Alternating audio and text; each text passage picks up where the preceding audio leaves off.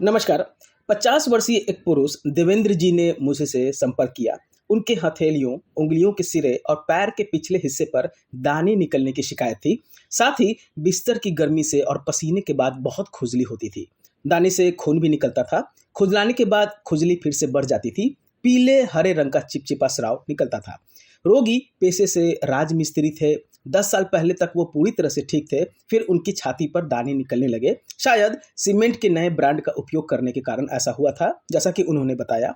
उन्होंने एलोपैथिक दवा लिया और कुछ समय उन्हें काफी आराम मिला, लेकिन समस्या फिर से शुरू हो गई। हाथों और पैरों के खुले हिस्से पर लक्षण साफ साफ दिखाई दे रहे थे। शारीरिक लक्षण पूछने पर उन्होंने बताया कि भूख ठीक ठाक है, 4-5 चपाती प्रतिदिन लेते हैं और दिन में 2-3 बार खाते हैं। प्यास कम है, प्रतिदिन 2 लीटर जबरदस्ती पानी पीते हैं। ठंडा पानी पीने की इच्छा उनकी रहती है। पसीना कम आता है। लक्षण बिस्तर की गर्मी और पसीना आने के बाद बढ़ जाता है और बाद में खून भी आता है। मन के लक्षण पूछने पर उन्होंने बताया कि वे अंतर्मुखी हैं, अर्थात इंट्रोवर्ट है। केवल अपने काम पर ध्यान केंद्रित रहता है। जीभ सूखी और बीच से फटी हुई है। हथेलियों, उंगलियों के सिरे, पैरों के पिछले हिस्से पर घाव और छिछरी त्वचा दिखती है। गाढ़ा पीला स्राव भी उनमें से निकलता है। मानसिक लक्षण प्यास, जीभ सूखी और फटी होना, ठंडा पानी पीने की इच्छा। अंतर्मुखी अर्थात इंट्रोवर्ट स्वभाव के आधार पर पल्सेटला का चयन किया गया।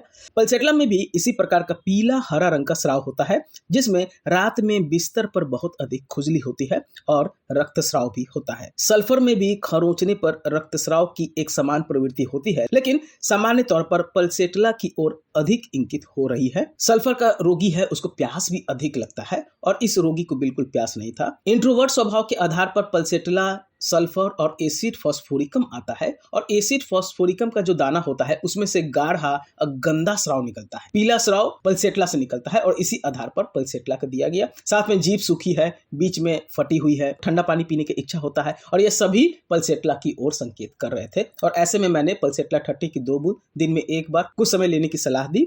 उनका समस्या धीरे धीरे काफी कम हो गया। बाद में मैंने 200 CH की 2 बूंद हफ्ते में एक बार लेने की सलाह दी और धीरे धीरे करके 4-5 महीने में यह समस्या पूरी तरह से जड़ से ठीक हो गया। रोगी से बात करके उनके सभी लक्षण का रूब्रिक बनाकर अगर दवा का चयन किया जाए तो अवश्य ही रोग जड़ से ठीक हो जाता है। आशा करता हूं आपको यह वीडियो मेरी पसंद आई होगी। वीडियो पसंद आए तो प्लीज मेरे चैनल को सब्सक्राइब करें और वीडियो को लाइक करना ना भूलें। धन्यवाद।